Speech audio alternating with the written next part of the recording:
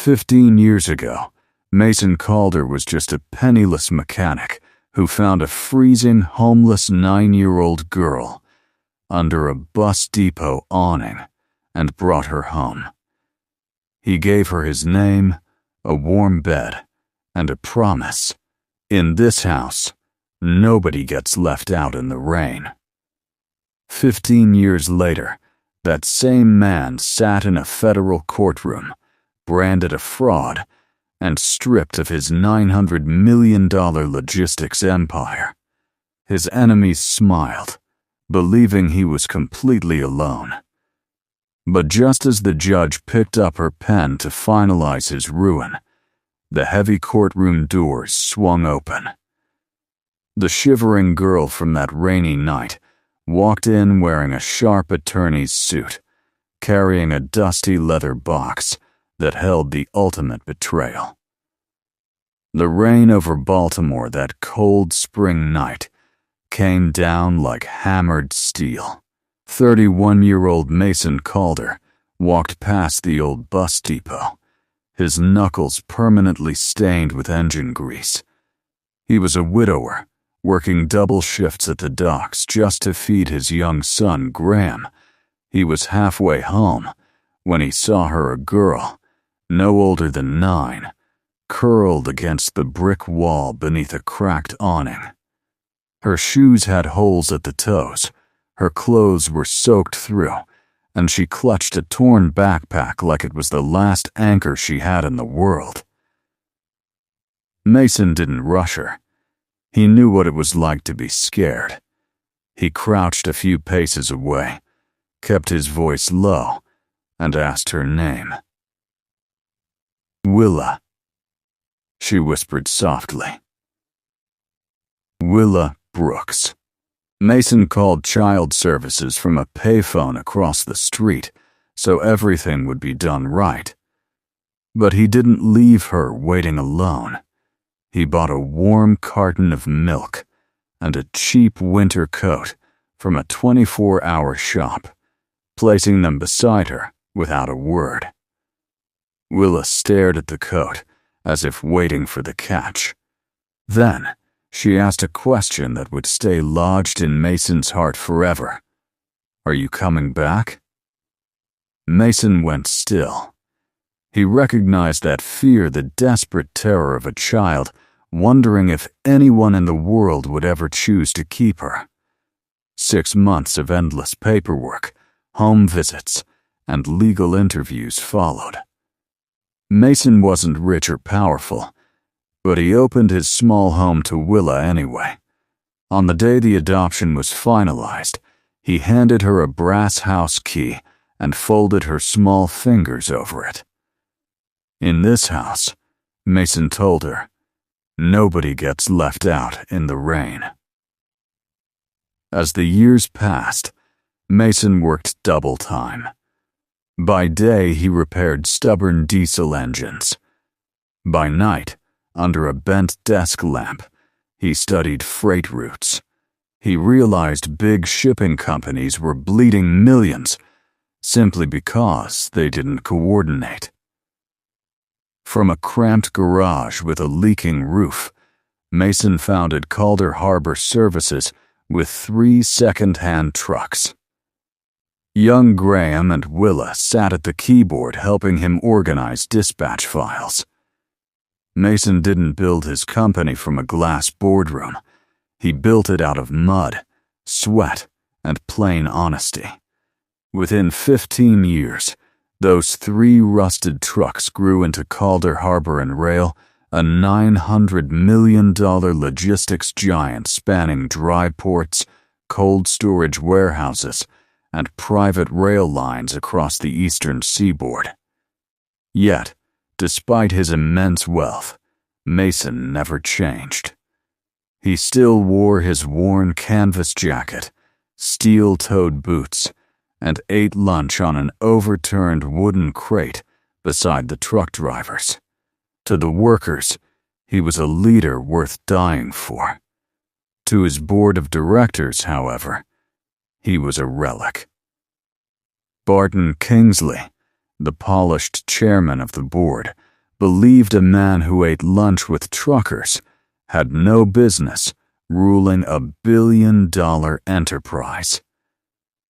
Kingsley secretly partnered with Priscilla Van Dorn, the ruthless CEO of Van Dorn Equity.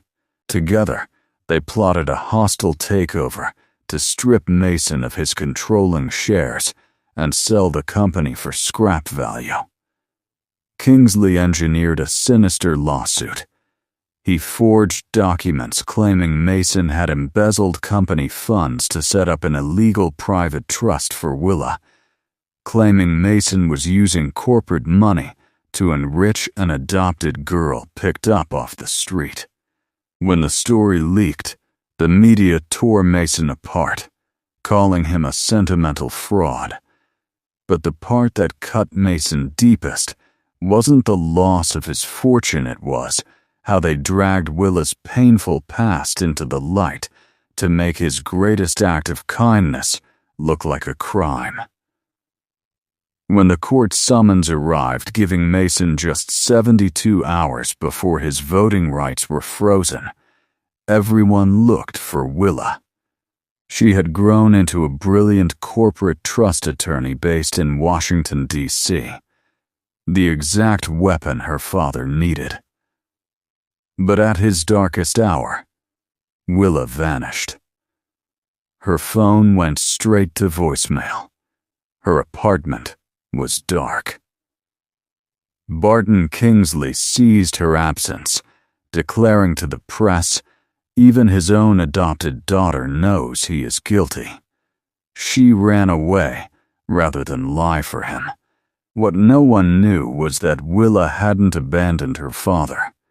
She was hundreds of miles away in the basement of an abandoned legal archive, digging through forgotten records. Late on the second night, covered in dust, Willa pulled out a sealed archival box. Written across the top in Mason's handwriting were the words, "For Willa Brooks Calder, when the court finally asks who owns the promise." Inside lay the original founding documents of Calder Harbor. Willa opened the file, read the fine print, and realized her father had seen this storm coming 15 years ago. The courtroom was packed. Judge Margaret Ellison, a stern and unbribable jurist, presided over the bench.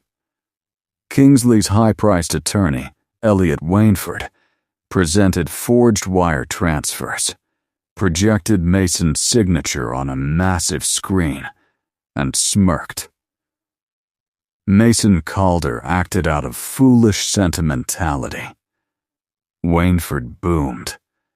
He siphoned corporate assets into a private account for a girl he took off the street. Judge Ellison looked at Mason's defenseless attorney and asked, "Does the defense have any further evidence or witnesses?" Silence filled the room. The lawyer had nothing. Judge Ellison lifted her pen to sign the order stripping Mason of his empire. Kingsley smiled smugly. The heavy oak doors at the back of the room burst open. Willa stepped inside. She didn't look flustered. She walked straight down the aisle, leather portfolio under her arm, her heels echoing against the marble floor. Willa Brooks Calder, counsel of record for the defense. Her voice echoed, clear and icy. "I move to submit emergency evidence." Wainford shot up, shouting about a conflict of interest. But Willa shut him down instantly. "Since the prosecution made my identity the center of their accusation, I have every legal right to defend the terms of my trust." She opened her portfolio and laid the original Calder Founders Trust before the judge. "My father did not steal money for me," Willa declared. 15 years ago, he placed a portion of his founding shares into a protective trust. Its sole purpose was to prevent corrupt board members from ever selling this company against its founding principles. I am not the recipient of stolen money. I am the legal guardian of the founder's shares. The courtroom gasped. Willa then presented a second document, a handwritten letter Mason attached to the trust on the day she was adopted. She read it aloud.